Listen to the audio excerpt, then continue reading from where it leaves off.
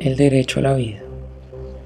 El derecho a la vida, como lo indica el artículo 11, es inviolable y no habrá pena de muerte.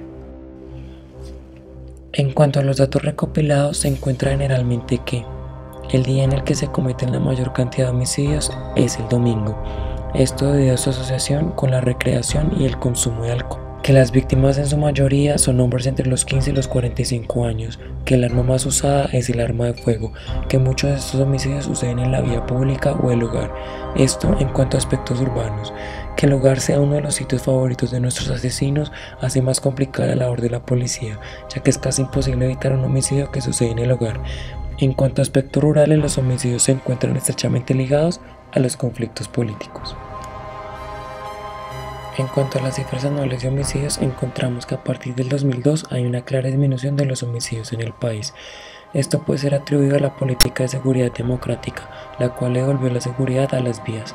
Para esto hubo un claro aumento de los recursos suministrados a la policía y al ejército, esto con el fin de aumentar su cobertura.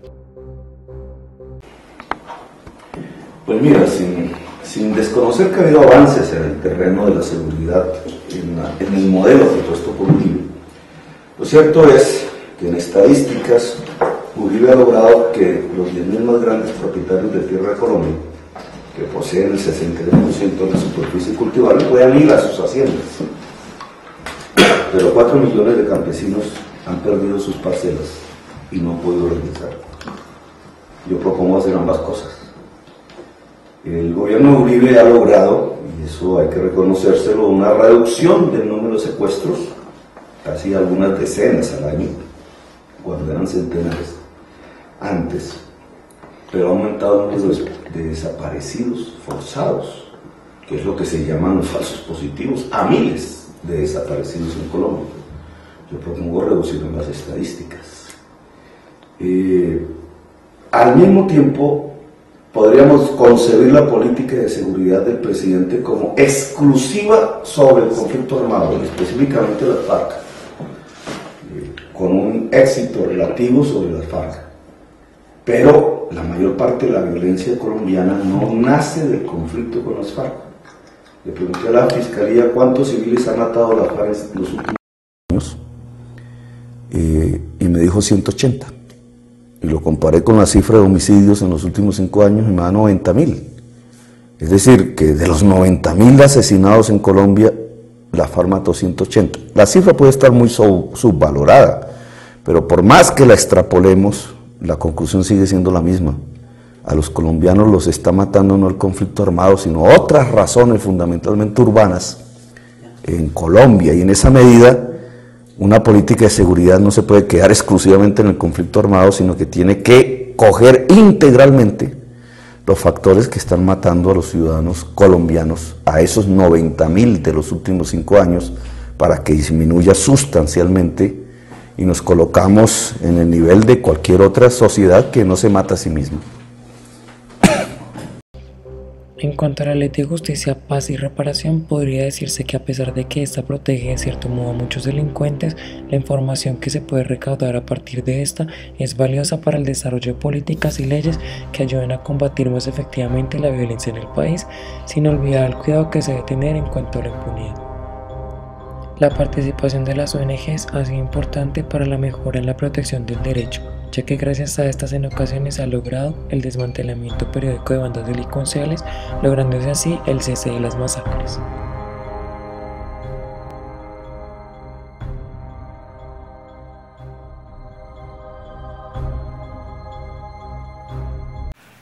El derecho a la vida en Colombia respecto a la legislación del año 91.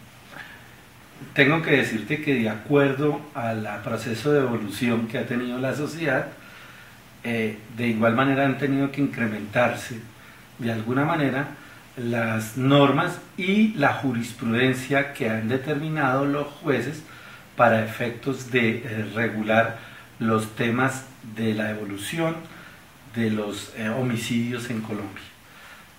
Son multifactoriales los hechos que evidentemente generan la violencia del homicidio en Colombia.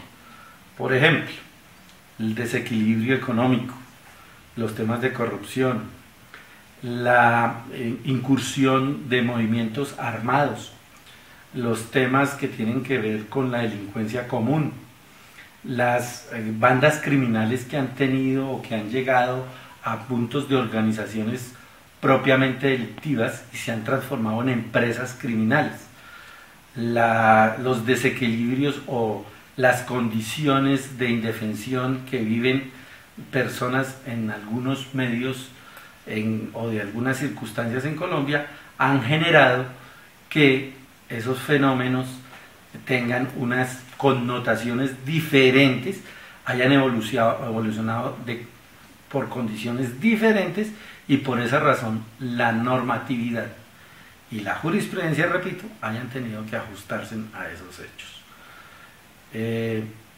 Hay diferentes casos en los cuales la legislación ha tenido que adecuarse.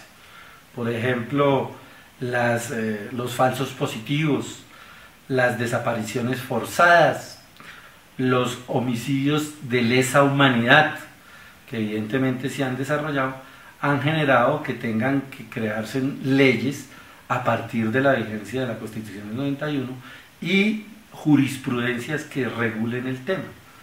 Por ejemplo, la Ley de Verdad, Justicia, Paz y Reparación de Víctimas, que es una ley reciente y que atañe a procesos de una magnitud grandísima como es el fenómeno paramilitar en Colombia.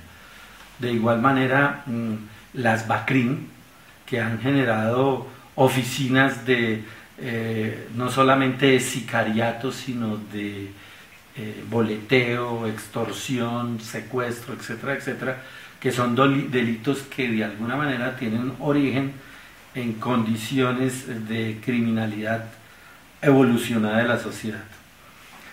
Todo esto ha tenido que verse reflejado en normas que pretenden por lo menos castigar de alguna manera las novedosas o las novedades que han tenido las conductas de las diferentes categorías del homicidio en Colombia.